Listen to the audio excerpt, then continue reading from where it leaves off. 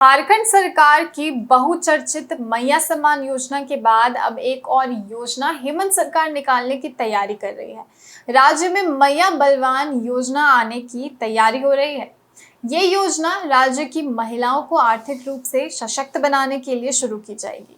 बता दें कि मैया बलवान योजना का उद्देश्य महिलाओं को उद्यमी बनाना यानी कि बिजनेस क्षेत्र की ओर आकर्षित करना है। जानने वाली बात यह है कि स्वयं सहायता समूहों यानी कि एसएचजी से इस वक्त झारखंड की करीब 32 लाख महिलाएं जो हैं वो जुड़ी हुई हैं और इन्हीं महिलाओं को करीब 25 से 30 लाख आजीविका के विभिन्न स्रोतों से जोड़ा जाएगा।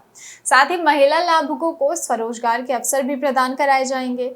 इस योजना का उद्देश्य महिलाओं को स्वरोजगार का अवसर दिलाते हुए ग्रामीण अर्थव्यवस्था को मजबूत बनाना है। हेमंत सरकार की मंशा है कि मैया योजना से मिलने वाले मानसिक 2,500 रुपए की जो राशि है वो केवल खातों में नहीं पड़ी रहे। मैया सम्मान योजना की इस राशि का उपयोग महिलाएं अपने और अपने परिवार की जरूरत पूरी करने और आर्थिक विकास में लगाती हैं और अतिरिक्त राशि की अगर आवश्यकता पड़ती है तो सरकार पूरी सहायता करेगी। और सरकार का मानना है कि महिला को सशक्त बनना जरूरी है और बनना चाहिए भी। अपने खुद के विकास पर भी ध्यान देना चाहिए। इसके लिए राज्य सरकार की चल रही जोहार योजना के तहत महिलाओं को राशि उपलब्ध कराई जाएगी। सरकार की तरफ से दावा किया गया है कि महिलाओं को किसी बढ़िया संसाधनों की कमी नहीं होने दी जाएगी।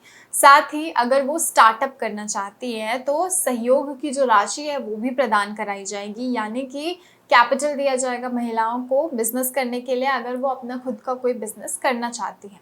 साथ ही महिलाएं कोई भी छोटा या बड़ा काम शुरू कर सकती है, चाहे मछली पालन हो, मुर्गी पालन हो या ट्रैक्टर खरीदना या कोई छोटी मोटी गाड़ी खरीदना किसी बिजनेस के इस्तेमाल के लिए। इस योजना को ग्रामीण विकास विभाग की मदद से जमीन पर उतारा जाएगा। सरकार का यही मानना है कि अगर महिलाएं आगे बढ़ेंगी तो पूरा समाज भी उनके साथ साथ आगे बढ़ेगा। ऐसे में ये पहल झारखंड की महिलाओं को अपने साथ साथ अपने परिवार का भी भविष्य सुधारने में मदद कराएगी। देखा जाए तो जोहार योजना ने ये साबित किया है कि महिलाओं को मौका दिया जाए तो वो कुछ भी मुमकिन करके दिखा सकती हैं।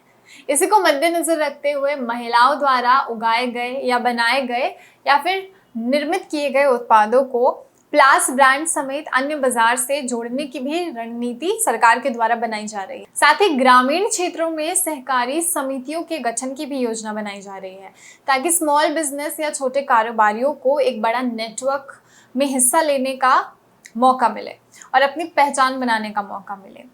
वहीं बता दें कि मैया सम्मान योजना जो अगस्त 2024 से शुरू हुई थी उससे महिलाओं को काफी लाभ मिल रहा है और अब मैया बलवान योजना आने के बाद महिलाओं के सशक्तिकरण को देखना दिलचस्प होगा।